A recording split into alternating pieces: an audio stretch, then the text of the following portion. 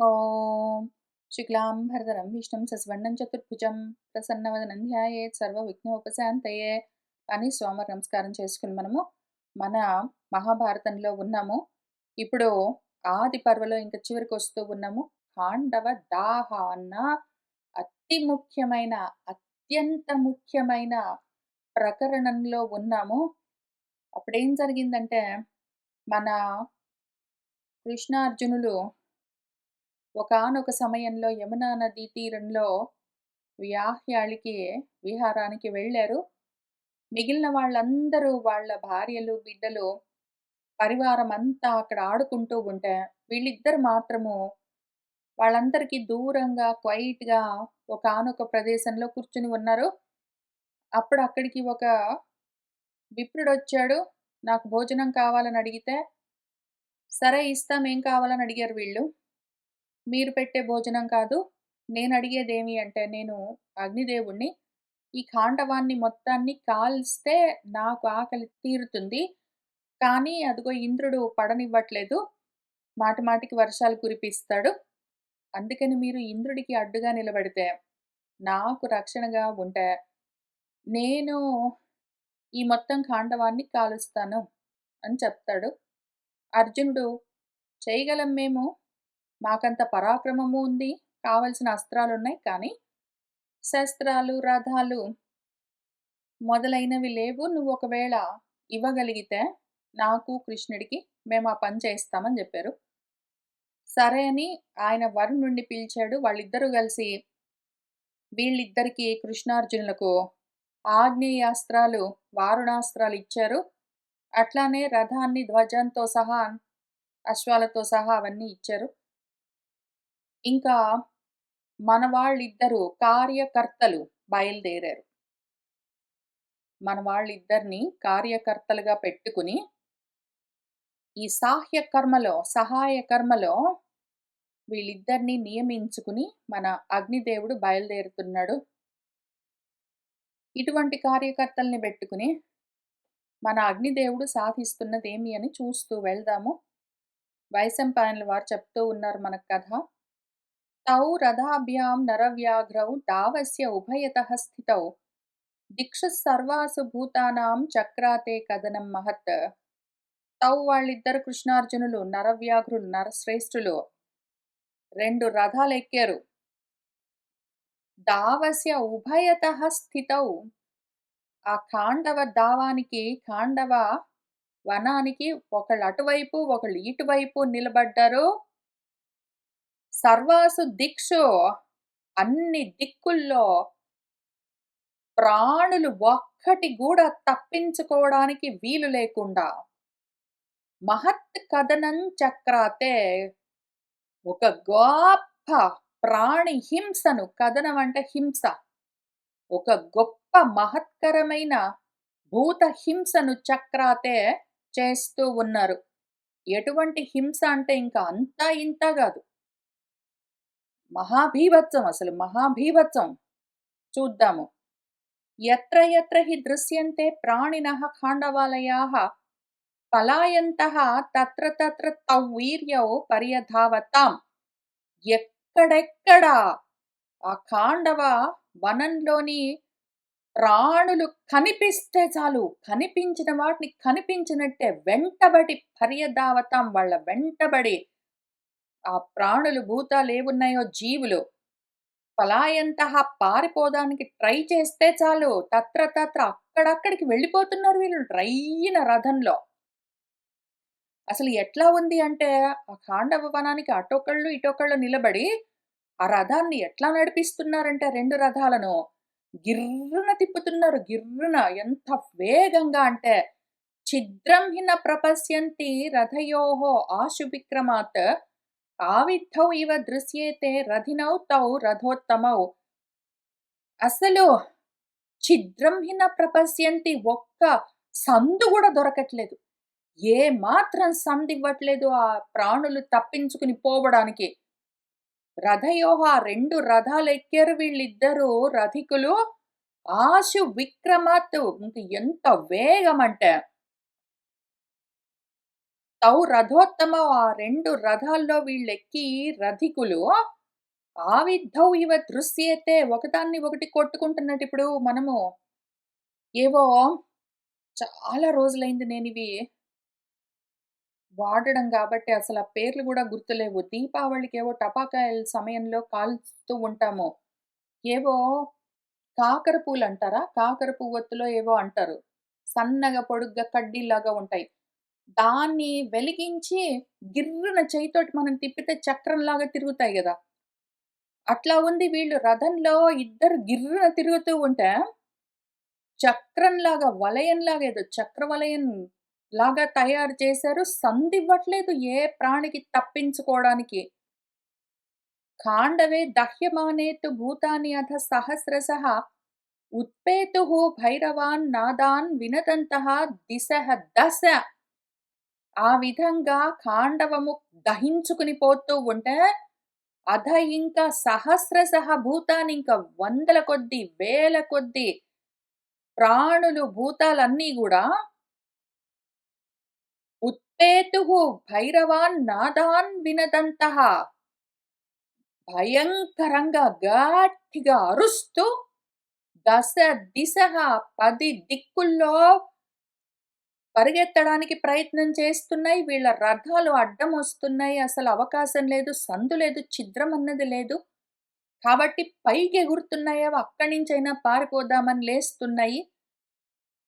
దగ్ధ ఏకదేశాః బహవః నిష్టప్తాః చ తథా అపరే స్ఫుటితాక్షాః విశీర్ణాః చ విప్లుతాః చ విచేతసః పాపము ఒకచోట చూస్తే చాలా ప్రాణులు, జీవులన్నీ దగ్ధమైపోతూ ఉన్నాయి. కాలి బూడిద కుప్పలవుతున్నాయి. తథా అపరే ఇంకొక చోట చూస్తే ఎన్నో ప్రాణులు నిష్టప్తాః కాలుతూ పరిగెడుతూ ఉన్నాయి. కొన్నేమో స్ఫుటితాక్షాః కళ్ళు పేలిపోతున్నాయి కొన్నింటికి.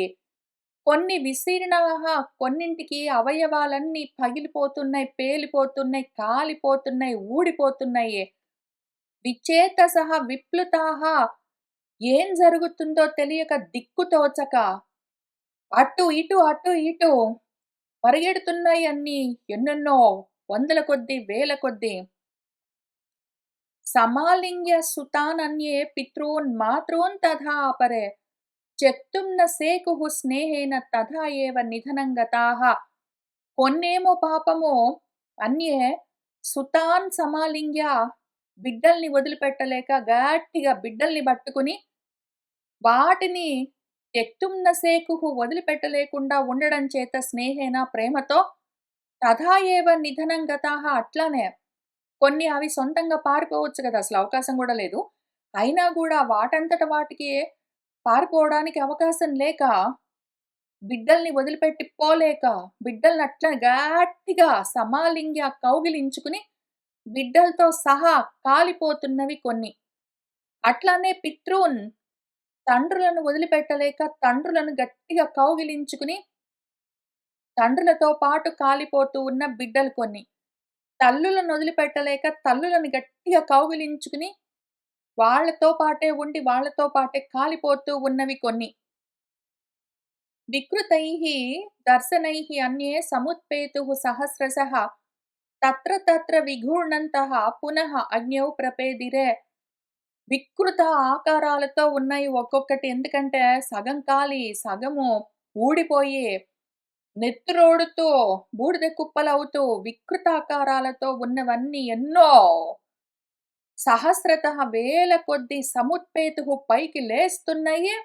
తత్ర తత్ర ఎక్కడెక్కడ పైకి లేస్తున్నాయో అక్కడక్కడే పునః మళ్ళీ విఘూర్ణంతః గిర్రున గుండ్రంగా తిరుగుతూ మళ్ళీ అదే అగ్నిలో ప్రపేదిరే పడిపోతూ ఉన్నాయి. దగ్ధపక్ష అక్షిచరణాః విచేష్టంతః మహీతలే తత్ర తత్ర స్మ దృశ్యంతే వినశ్యంతః శరీరిణః. కొన్నిటికి పక్షములు, రెక్కలు దగ్ధము కాలిపోతున్నాయి. కొన్నిటికి కళ్ళు పేలిపోతున్నాయి. కొన్నిటికి కాళ్ళు కాలిపోయి ఊడిపోతూ ఉన్నాయి.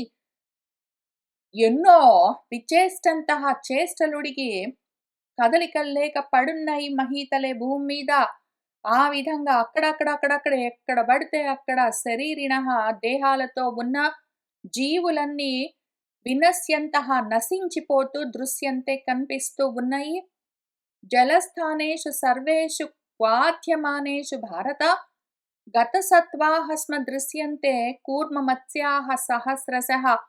ఓ భారత జనమేజయ, అక్కడ ఖాండవ వనంలో ఉన్న జలస్థానాలు, నీటి మడుగులు, సరస్సులు, సెలయేళ్ళు, నదులు ఇట్లాంటివన్నీ గూడా సర్వేషు అంతటా అన్నిట్లో నీళ్ళన్నీ క్వాథ్యమానేషు మసిలిపోతూ ఉంటే, ఈ అగ్నికి నీళ్ళన్నీ కాగిపోతూ ఉంటే, ఆ విధంగా అవి ఆవిరైపోతూ ఉంటే, ఇంకా ఆ నీళ్ళల్లో ఉన్న కూర్మాలు, తాబేళ్లు, మత్స్యాలు, పాములు ఇటువంటివన్నీ గూడా వేల కొద్దీ గతసత్వాః దృశ్యంతే చచ్చిపోయి కనిపిస్తూ ఉన్నాయి. శరీరైః సంప్రదీప్తైః చ దేహవంతః ఇవ అగ్నయః అదృశ్యంత వనే తస్మిన్ ప్రాణినః ప్రాణ సంక్షయే. అక్కడ ఆ దేహాలన్నీ మొత్తము కాలిపోతూ ఉంటే, ఆ అగ్నులతోటే ఆ దేహాలు, జీవులన్నీ అటు ఇటు, అటు ఇటు దిక్కుతోచక పరిగెడుతూ ఉంటే, చూడ్డానికి ఎట్లా ఉన్నది అంటే, అగ్నేయః అసలు ఆ అగ్ని శిఖలే దేహవంతః ఇవ దేహాలు దాల్చినట్టు. వీళ్ళు అగ్నికి కాలిపోతున్నట్టు గాదు. అగ్ని శిఖలే దేహవంతమైనట్టు శరీరాలన్నీ సంప్రదీప్తము భగభగ రగిలిపోతూ ఉన్నాయి.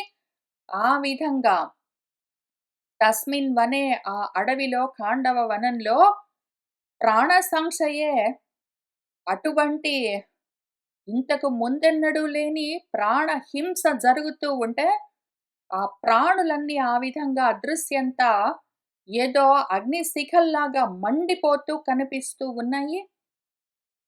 తాంస్తథా ఉత్పతతః పార్థః శరైః సంఛిద్య ఖండశః దీప్యమానే తతః ప్రాస్యత్ ప్రహసన్ కృష్ణవర్త్మని.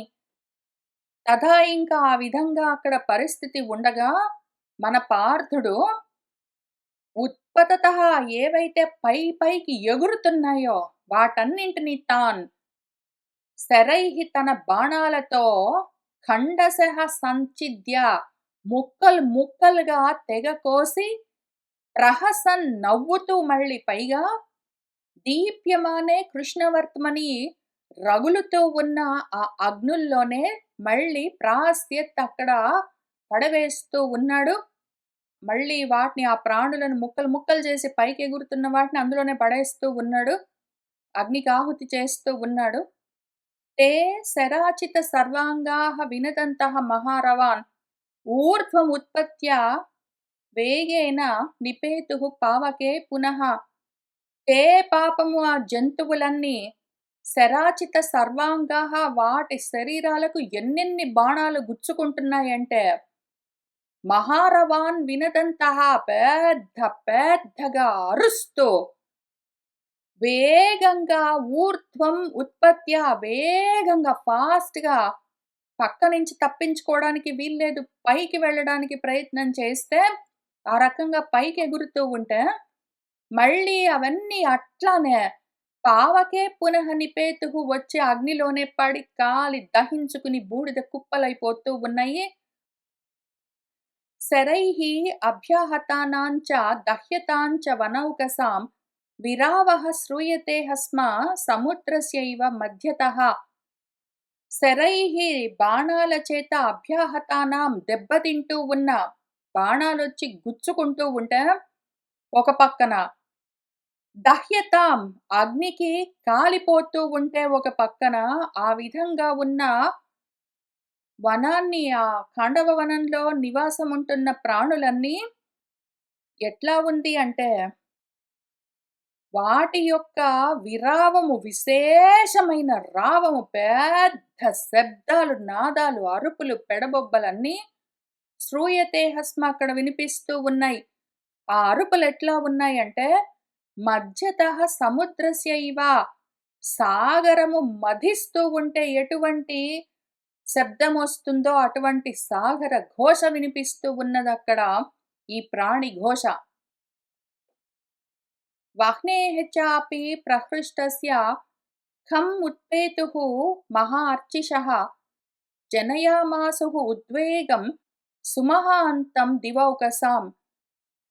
ఈ విధంగా వహ్ని అగ్ని చాలా సంతోషంగా, మామూలు హృష్టం కాదు, ప్రహృష్టం, ప్రత్యేకంగా అసలు ప్రకృష్టంగా హర్షంతో ఉన్న అగ్ని అర్చిషః శిఖలతో ఖమ్ముత్పేతుః ఇంకా ఆకాశాన్ని తాకుతూ ఉన్నదా అన్నట్టుగా అగ్ని శిఖలు పైకి లేస్తూ ఉంటే, ఇంకా అక్కడ దివౌకసులకు ఆకాశంలో నివాసమున్న ఏ దేవతా శక్తులున్నాయో, ఏ ఖేచరులున్నాయో వాటిలో కూడా సుమహాంతం గొప్ప ఉద్వేగము జనయామాసుః కలిగింది. ఇక్కడంతా ప్రాణులను తింటూ, ఆ భోజనంతో బాగా బలం పుంజుకుంటూ ఇంకా రగిలిపోతూ ఉన్న అగ్ని ఆకాశాన్ని తాకుతున్నదా అన్నట్టుగా లేస్తూ ఉంటే, పైన ఆకాశంలో ఉన్న వాళ్లకు భయం పట్టుకున్నది. తతః జగ్ముః మహాత్మానః సర్వే ఏవ దివౌకసః శరణం దేవరాజానం సహస్రాక్షం పురందరం. తతః ఇంకా ఆ మహాత్ములు, దివౌకసులు, దివిలో నివసించే వాళ్ళు సర్వే ఏవ అందరూ దేవరాజైన సహస్రాక్షుడు పురందరుడు ఆయన దగ్గరికి శరణం జగ్ముహు, ఆయన్ని ఆశ్రయించారు, ఆయన దగ్గరికి పరిగెత్తారు. వెళ్ళి ఆయనకి ఏం చెప్పారంటే దేవతలందరూ, కిమ్ను ఇమే మానవాః సర్వే దహ్యంతే కృష్ణవర్త్మన కచ్చిన్న సంశయః ప్రాప్తః లోకానాం అమరేశ్వరా అని అడిగారు. ఓ అమరేశ్వరా, ఓ ఇంద్రా, కిమ్ను ఇమే ఏమవుతున్నదండి ఇక్కడ?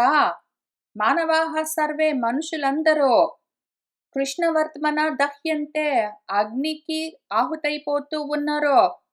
కచ్చిత్ సంశయః ప్రాప్తః లోకానాం ఈ లోకాలన్నింటికీ సంశయము, ప్రళయకాలమైతే ఆసన్నం అవ్వలేదు కదా, ఇదేమైనా ప్రళయకాలమా? ఓ ఇంద్ర, ఎందుకు ఇటువంటి ప్రళయకాల అగ్నుల్లాగా ఉండి మొత్తం అక్కడంతా ప్రాణులన్నీ కాల్చేస్తూ ఉన్నది మన అగ్ని అని వాళ్ళు అడిగారు. అప్పుడు వైశంపాయనుల వారు ఏం జరిగిందని మనకు చెప్తున్నారు. తచ్చుత్వా వృత్రః తేభ్యః స్వయం ఏవ అన్వవేక్ష చ ఖాండవస్య విమోక్షార్థం ప్రయేయౌ హరివాహనః. తచ్చుత్వా అది విన్నాడు మన వృత్రః, వృత్రాసురుని సంహారం చేసిన వాడు ఇంద్రుడు. తేభ్యః వాళ్ళు చెప్పిన మాటలు విని స్వయం ఏవ అన్వవేక్ష ఆయన్నే చూద్దామని బయలుదేరాడు. అక్కడేం జరుగుతుందో చూశాడు. చూసి ఖాండవస్య విమోక్షార్థం ఆ ఖాండవాన్ని ఈ ప్రళయకాలంలో నుంచి బయటపడేయడం కోసమే మన హరివాహనుడు ప్రయ్యయ్యౌ బయలుదేరాడు. మహతా మేఘజాలేన నానారూపేణ వజ్రభృత్ ఆకాశం సమవస్తీర్య ప్రభవర్ష సురేశ్వరః. ఇంక మన సురేశ్వరుడు మహతా మేఘజాలేన పెద్ద పెద్ద మేఘాల సమూహంతో బయలుదేరాడు. ఆ మేఘాలన్నీ నానా రూపాలుగా ఉన్నాయి. వాటితో మన వజ్రభృత్ వజ్రాయుధాన్ని ధరించిన వాడు ఇంద్రుడు ఆకాశం మొత్తాన్ని సమ్యక్గా అవస్తీర్య మొత్తాన్ని కప్పేసి ప్రభవర్ష ఇంకా ఎక్కువగా ప్రకృష్టంగా వర్షాన్ని కురిపిస్తూ ఉన్నాడు ఆ అగ్నులను ఆర్పేయడం కోసము. తతః అక్షమాత్రా విసృజన్ ధారాః శతసహస్రశః అభ్యవర్షత్ సహస్రాక్షః పావకం ఖాండవం ప్రతి. తతః ఇంక మన సహస్రాక్షుడు ఇంద్రుడు శతసహస్రశః అనంతంగా ఆ ధారలను, వర్షపు ధారలను విసృజన్ వదులుతూ ఉన్నాడు.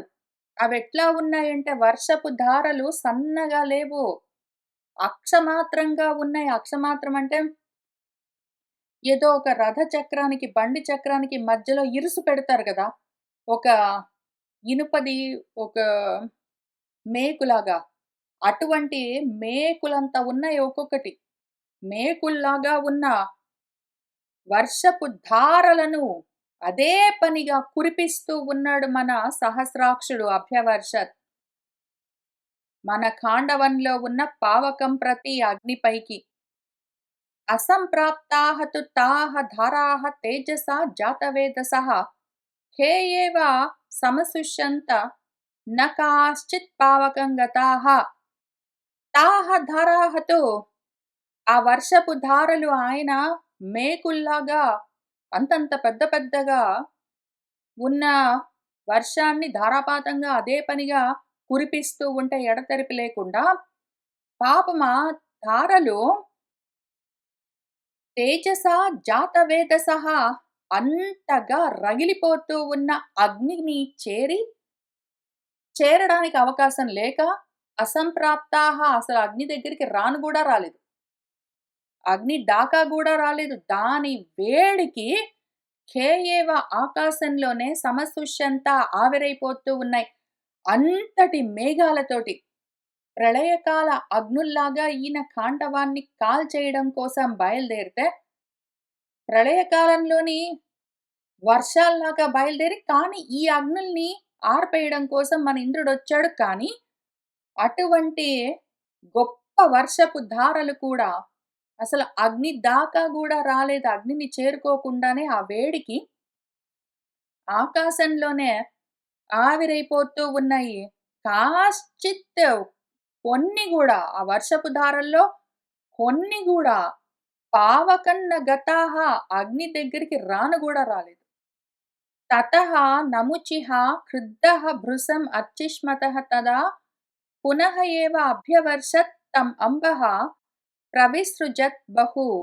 తతః ఇంకప్పుడు మన నముచిః నముచిని సంహరించినవాడు క్రుద్ధుడై మహాకోపంతో ఎంత కోపమొచ్చిందంటే భృశం కోపమొచ్చింది ఆయనకి.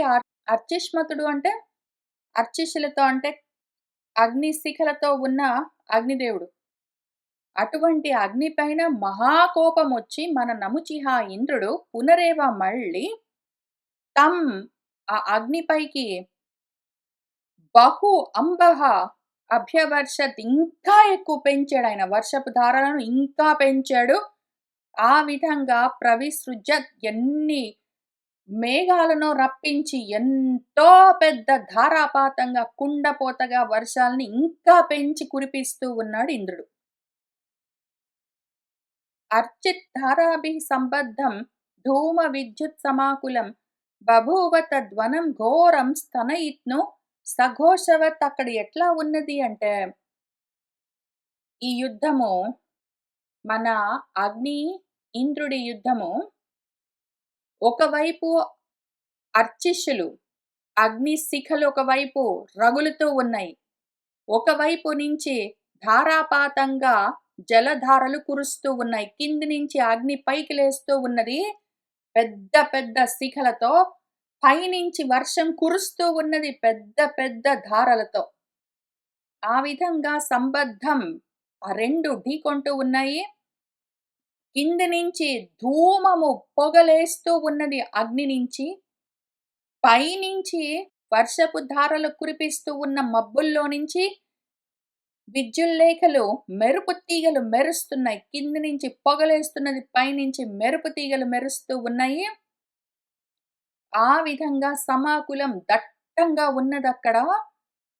ఒకవైపు స్థనయిత్ను, ఒకవైపు సఘోషవత్. కింది నుంచి అగ్ని పెళపెళ రావాలు చేస్తూ పెద్ద ఘోషతో శబ్దంతో ఆ మొత్తం ఖాండవాన్ని కాలుస్తూ ఉంటే, పైనుంచి ధారాపాతంగా కురుస్తున్న మబ్బుల్లో నుంచి ఉరుములన్నీ ఉరుముతూ ఉన్నాయి. కింది నుంచి అగ్ని చేస్తున్న పెళపెళ రావాలు, పైనుంచి మేఘాల్లో నుంచి ఉరుములు, కింది నుంచి అగ్నిలో నుంచి వస్తున్న పొగలు, పైనుంచి మేఘాల్లో నుంచి మెరుపులు, కింది నుంచి అగ్నులు పైకి వెళ్తూ ఉంటే పైనుంచి మబ్బుల్లో నుంచి వర్షపు ధారలు. ఆ విధంగా ఆ వనమంతా మహాఘోరంగా బభూవ ఉన్నది. అప్పుడేం జరిగిందంటే వైశంపాయనుల వారు చెప్తున్నారు మనకు.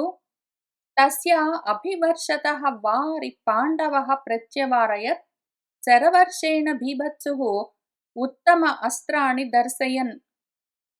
ఇంక మన పాండవః అర్జునుడు తస్య మన ఇంద్రుడి యొక్క కురిపిస్తూ ఉన్న అభివర్షతః వారి నీళ్లను ప్రత్యవారయత్ ఆయన నిలిపేశాడు.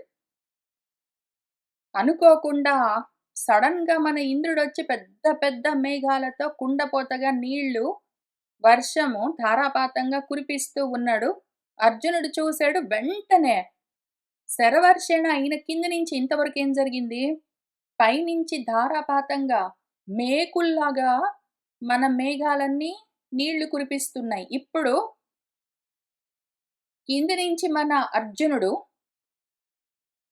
బాణాలను వర్షంలాగా పైకి పంపిస్తున్నాడు. ఇంతకుముందు ధారాపాతంగా వర్షపు ధారలు కిందికి కురుస్తుంటే అగ్ని శిఖలు పైకి వెళ్తూ వాటిని అడ్డుకోవాల్సొచ్చింది గానీ, ఇంక మళ్ళీ ఆయన ఇంకా ఎక్కువ చేసేసరికి ఈలోగా మన అర్జునుడు ఆయన పైనుంచి ఇంద్రుడు ధారాపాతంగా నీళ్లు కురిపిస్తుంటే కింది నుంచి అర్జునుడు వర్షపాతంలాగా బాణాలను పైకి పంపిస్తూ ఉన్నాడు.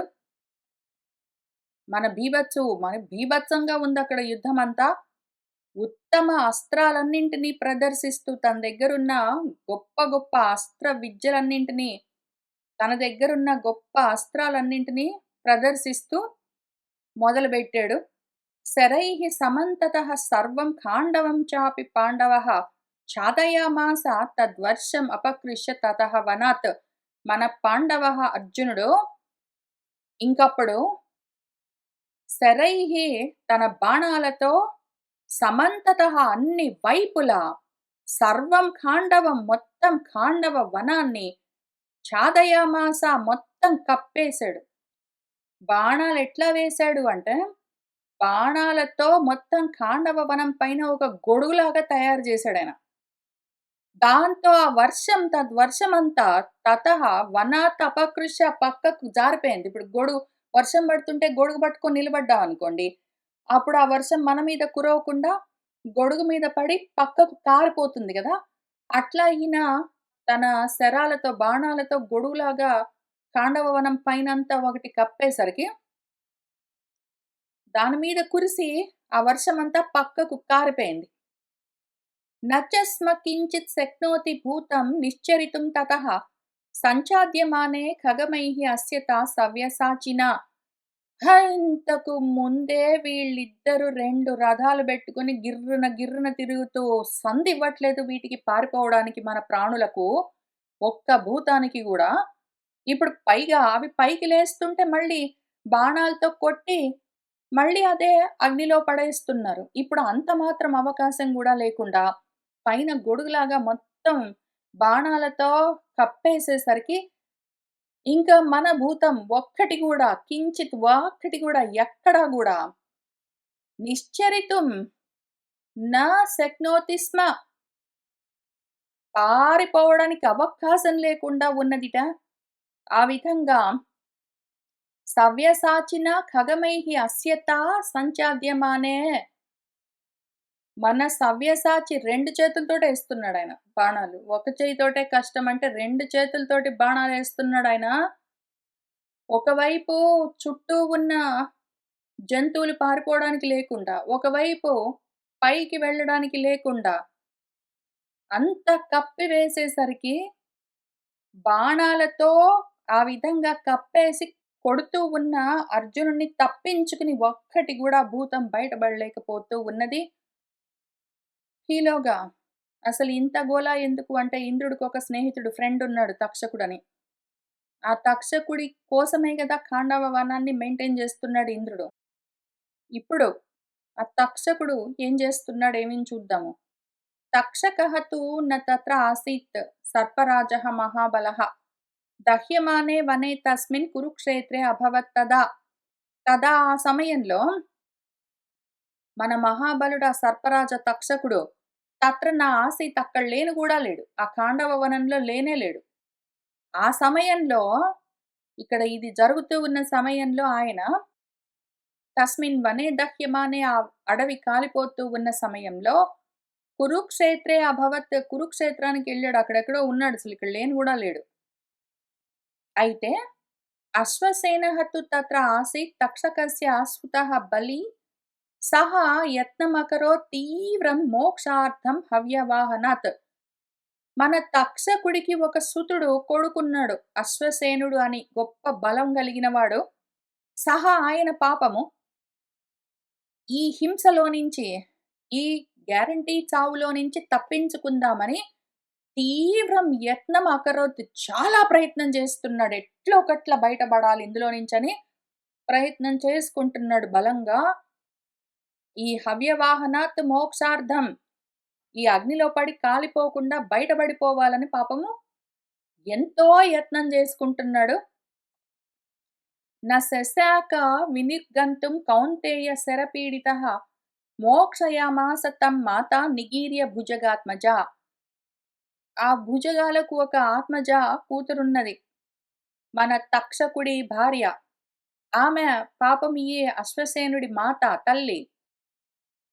మనవాడు పాపము అశ్వసేనుడు ఎంత ప్రయత్నం చేసినా సరే ఆ అగ్నిలో పడకుండా, కాలి దహించుకుని పోకుండా తనను తను రక్షించుకోవడం కోసం చాలా ప్రయత్నం చేస్తున్నా కూడా, కౌంతేయ శరపీడితః మన అర్జునుడి బాణాల తాకిడికి బాధపడుతూ వినిర్గంతుం న శశాక పారిపోలేక ఉన్నాడు. ఈలోగా వాళ్ళ అమ్మ పాపము తమ కొడుకును మన అశ్వసేనుణ్ణి నిగీర్య మింగేసి మోక్షయామాస రక్షిస్తున్నది.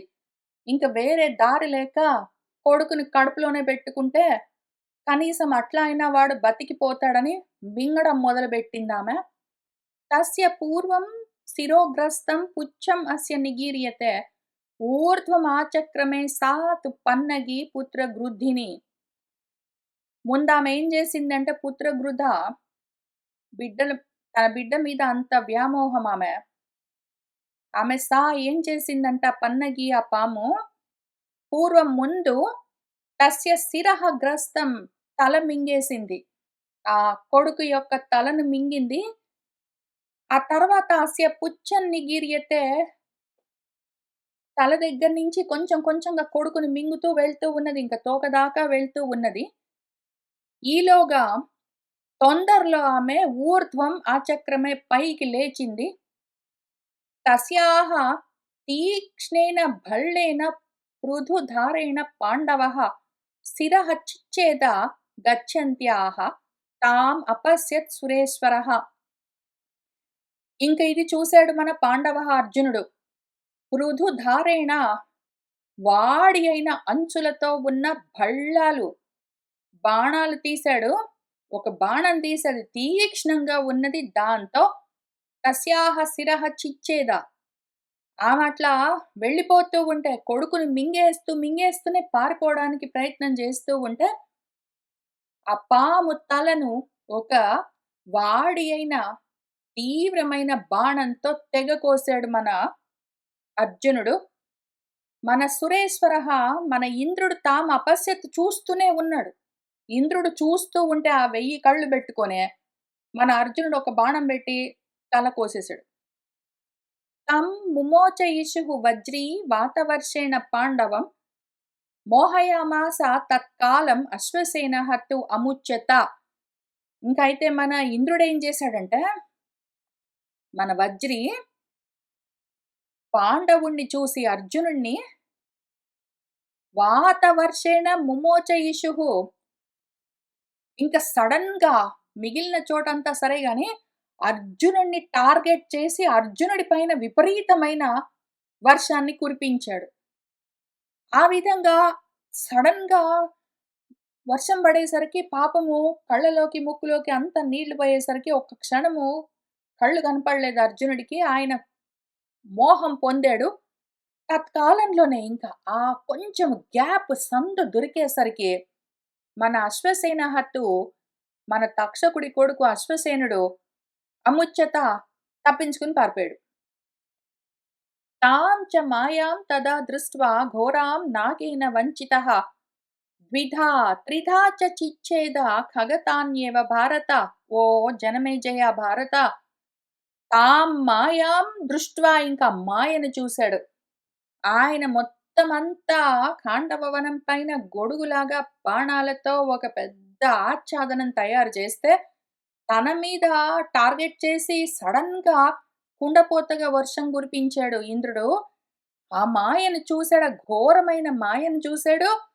ఆ నాగుపాము తనని ఈ విధంగా వంచించి, మోసం చేసి పారిపోవడం జూసుకున్నాడు. ఇంకొచ్చిందాయన కోపము.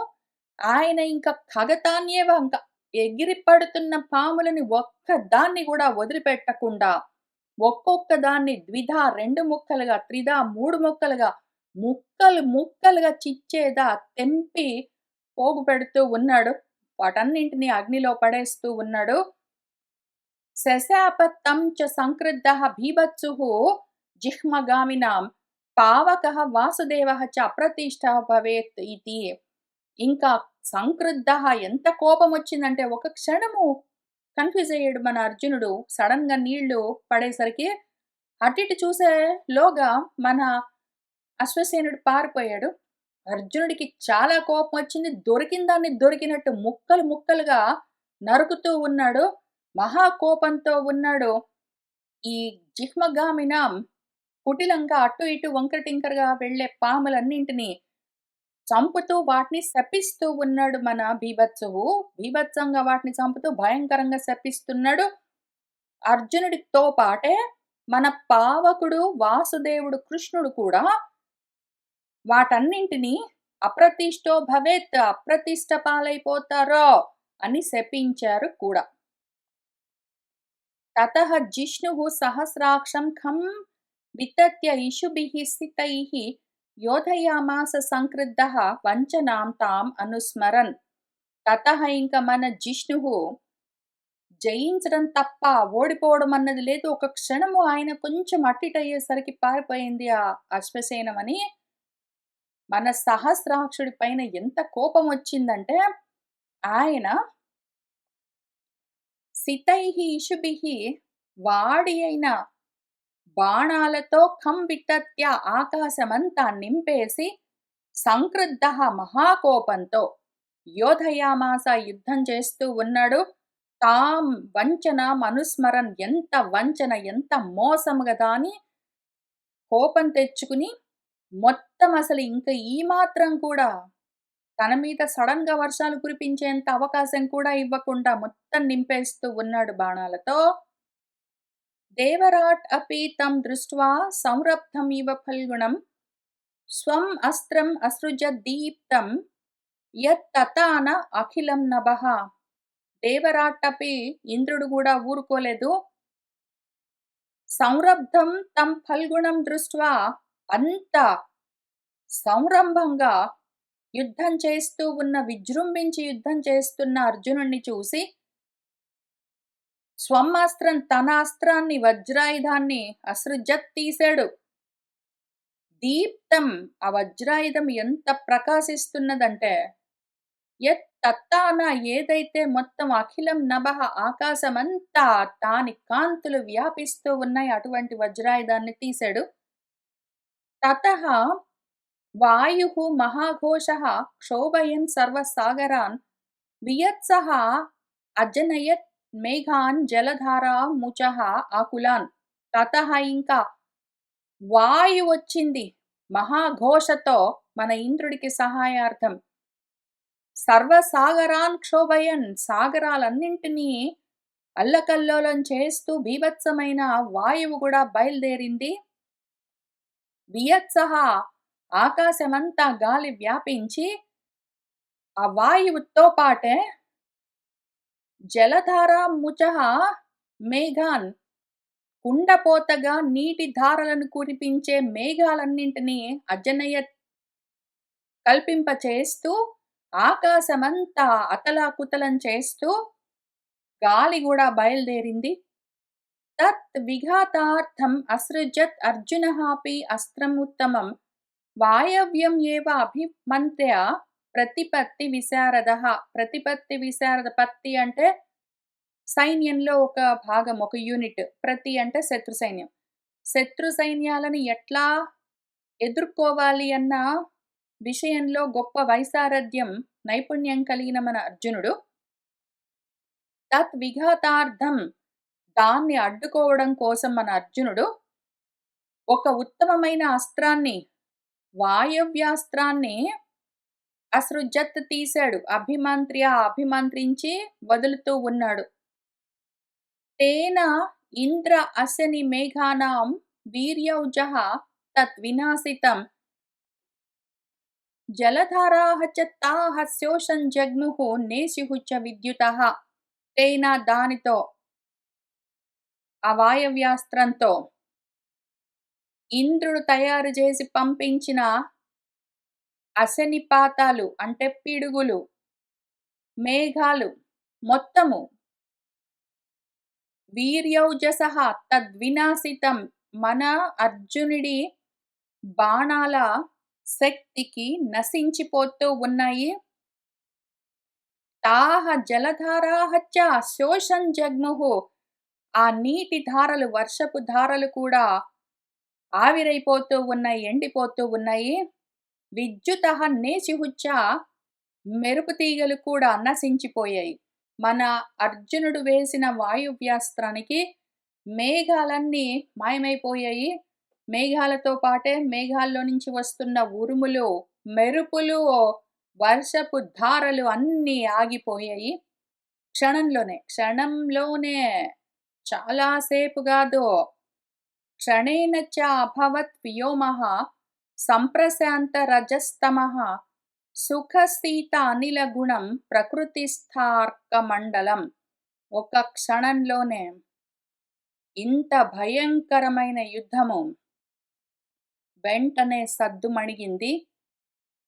వ్యోమమంతా, ఆకాశమంతా సంప్రశాంతము, సమ్యక్గా, ప్రకృష్టంగా శాంతించి ఉన్న రజస్తమస్లతో ఉన్నది. రజోత్తమో గుణాలన్నీ శాంతించాయి. ఈ మాట దగ్గర ఆగి మనం విచారణ చేసుకుందాం. ఇంత యుద్ధం ఇంతకి ఎక్కడ జరిగింది? ఎక్కడో నార్త్ ఇండియాలో, సౌత్ ఇండియాలో, బే ఆఫ్ బెంగాల్లో, పసిఫిక్ ఓషన్లో కాదు, మనలో ఇంతటి యుద్ధం జరగాలి. ఎటువంటి యుద్ధం అంటే మన వ్యోమము, మన హృదయాకాశం అంతా రజోత్తమో గుణాలు పూర్తిగా నశించి సంప్రశాంతమైపోవాలి. సుఖమైన, శీతలమైన అనిలము మనసంతా చల్లగా పిల్లగాలులు వీస్తూ ఉన్నంత ఆహ్లాదంగా ఉండాలి. అంత నిర్మలంగా, స్వచ్ఛంగా ఉండాలి. అర్కమండలము దాని స్థితిలో నిలబడి ఉండాలి. అటువంటి స్థితికి వచ్చిందాకా మనలోనే ఇంత గొప్ప యుద్ధం జరగాలి. జరుగుతున్నదా మనలో?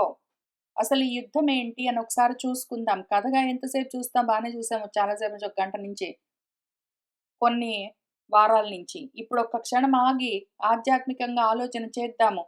ప్రశాంత రజస్తమః అని చాలా క్లియర్గా చెప్పారు కాబట్టి. ఇంతకీ ఏం జరుగుతున్నది ఇక్కడ? ఒకానొక సమయంలో మన అర్జునుడు, కృష్ణుడు అంటే ఎవరు?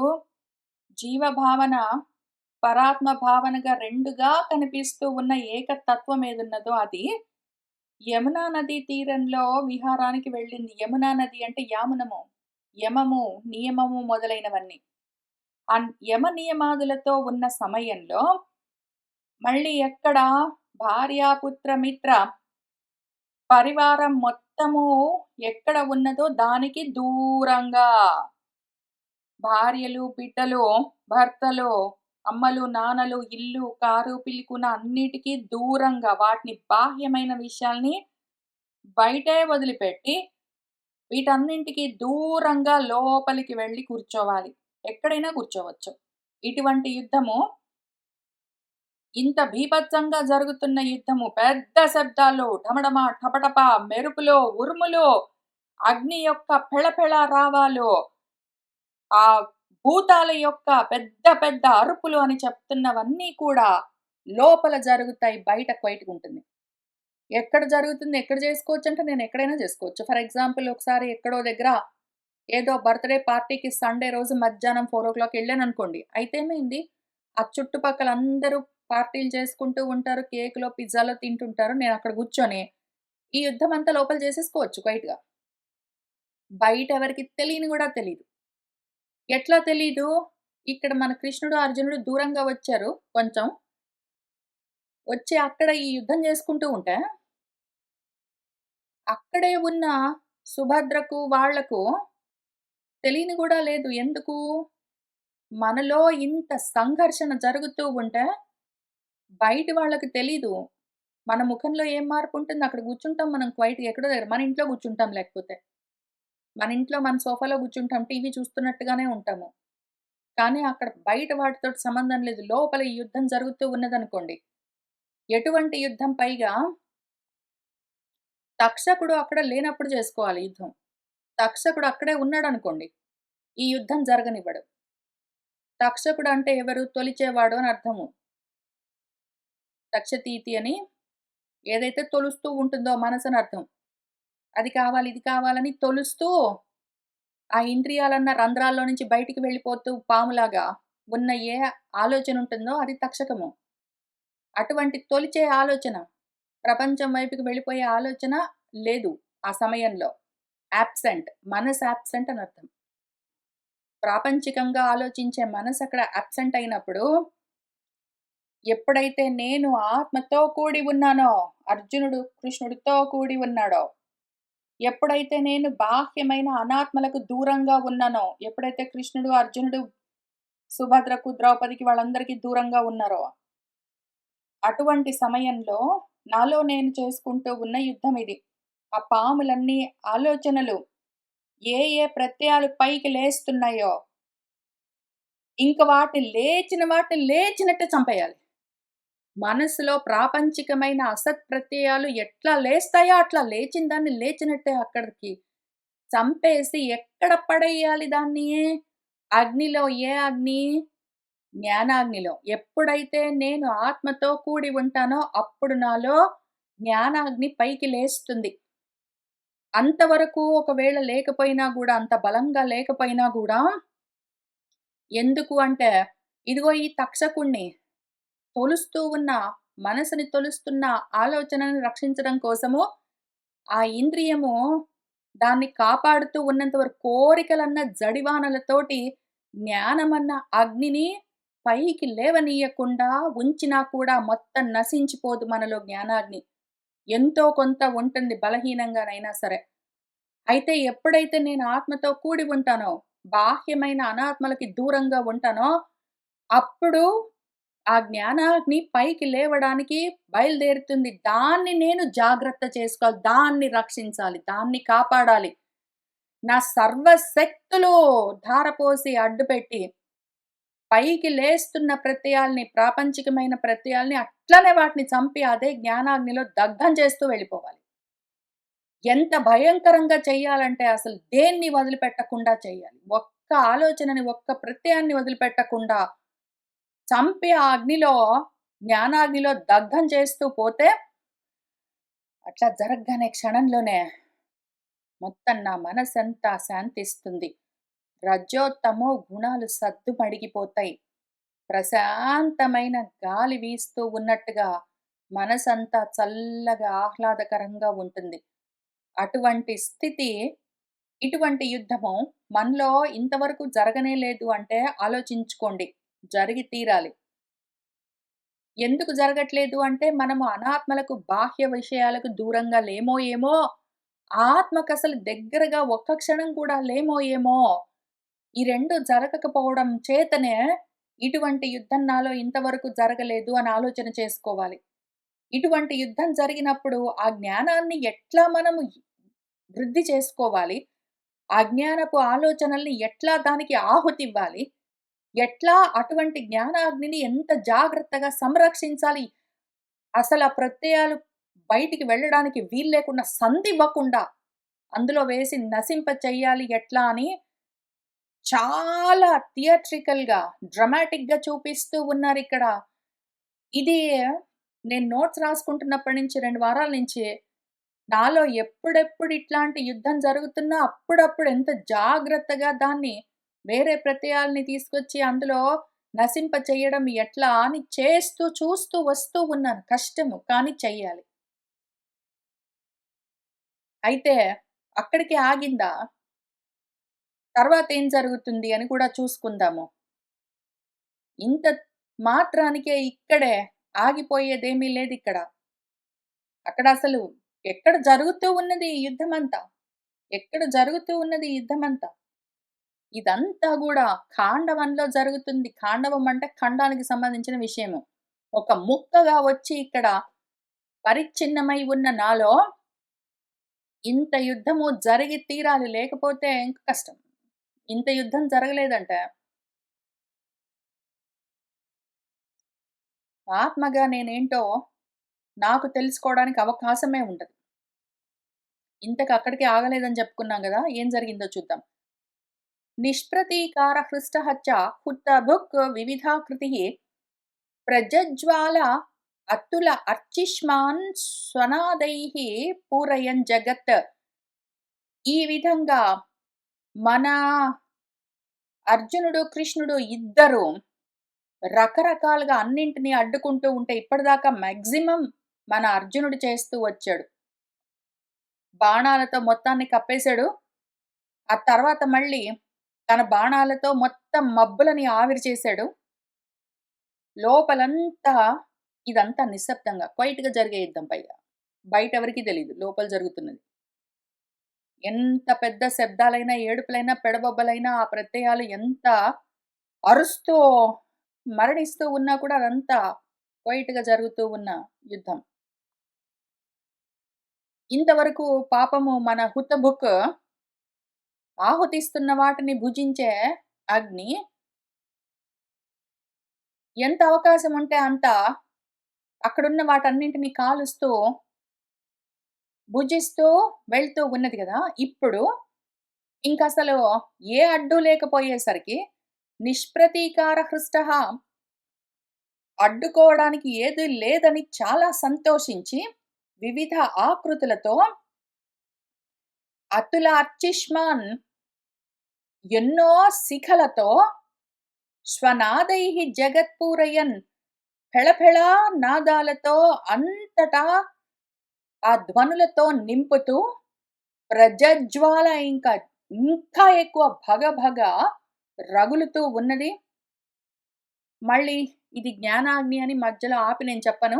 కథగా చెప్తూ వెళ్తాను. కానీ విషయం తెలుసు గాబట్టి మీరు చూసుకుంటూ వెళ్ళొచ్చు. మీరు కావాలంటే మీకు ఇంట్రెస్ట్ ఉంటే, అవకాశం ఉంటే మళ్ళీ వెనక్కి వెళ్ళి నేనిదంతా ఫస్ట్ నుంచి చెప్పాను గదా! ఈ చెప్తూ ఉన్న యుద్ధమంతా నేను చెప్తున్న సమయంలో నేను మనసులో దీన్ని ఇదే యుద్ధం లాగానే భావన చేస్తూ చెప్తూ వచ్చాను. ఇంతవరకు మీరు వింటున్నంత వరకు అంటే నేను డీకోడింగ్ చేసే కన్నా ముందు వరకు కూడా వింటున్నప్పుడు కథను కథగా వింటూ ఉండిండొచ్చు. ఎక్కడో ఏదో యుద్ధం జరుగుతున్నట్టుందని. కానీ ఇప్పుడు డీకోడింగ్ చేసిన తర్వాత చెప్తున్నాను గాబట్టి, మళ్ళీ కావాలంటే వెనక్కి వెళ్ళి వినండి. నేను చెప్తున్నదంతా ఇదే మనసులో జరుగుతున్న యుద్ధం గురించే. ప్రత్యయాలని, అనాత్మ ప్రత్యయాలని నా మనసులో లేస్తున్న వాటిని లేస్తున్నట్టే జ్ఞానాగ్నితో ఎట్లా దగ్ధం చేస్తున్నాను అన్నదాన్ని, నేను నాలో జరుగుతున్న సంగ్రామంగా చూస్తూనే చెప్తూ వచ్చాను. నేను అర్జునుడిగా, నా ఆత్మ కృష్ణుడిగా, నేను నా ఆత్మతో కూడి ఉండి, జ్ఞానమన్న అగ్నితోటి ఎట్లా నాలో లేస్తున్న ప్రత్యయాల్ని నేను నశింపచేస్తూ వస్తూ ఉన్నాను అన్నది, అదే విధంగా మనసులో భావన చేస్తూ చెప్తూ వచ్చాను గాబట్టి, మాటలు గూడా అట్లానే ఉంటాయి. అయితే ఎందుకు ఈ ఎక్సర్‌సైజ్ అవసరమని చెప్తున్నా. మీకు ఇంట్రెస్ట్ ఉంటే చేయండి లేకపోతే లేదు. ఎందుకు చేస్తే మంచిదని చెప్తున్నానంటే ఈ ఎక్సర్‌సైజ్ ఒక్కసారి విన్నప్పుడు మామూలుగా అసలు డీకోడింగ్ చూసుకోకుండా వింటే కథలాగా వినిపించిన విషయము, ఎట్లా దాన్ని చెప్తున్నారు వ్యాసుల వారని దాన్ని అట్లా పట్టుకోవడానికి ఆ దృష్టితోటి చూస్తే వేరే రకంగా ఉంటుందసల ఆ యుద్ధమంతా. క్వైట్‌గా జరుగుతున్న యుద్ధం, నాలో జరుగుతున్న యుద్ధము, క్వైట్‌గా నిశ్శబ్దంగా జరుగుతున్న యుద్ధము, వేరే రకంగా వినిపిస్తుంది. మళ్ళీ అవే మాటలు నేను చెప్పింది. అవే మాటలతోటి అవే పద్యాలు చదివి అట్లానే జెప్పాను. కానీ ఎట్లా ఉంటుంది అంటే, అదే మార్గానికి ఇటు నుంచి, అటు నుంచి చూసినట్టు. ఏ యాంగిల్ నుంచి చూసామో అనాత్మ వైపు నుంచి చూస్తే ఊరికే కథలాగా వినిపిస్తుంది.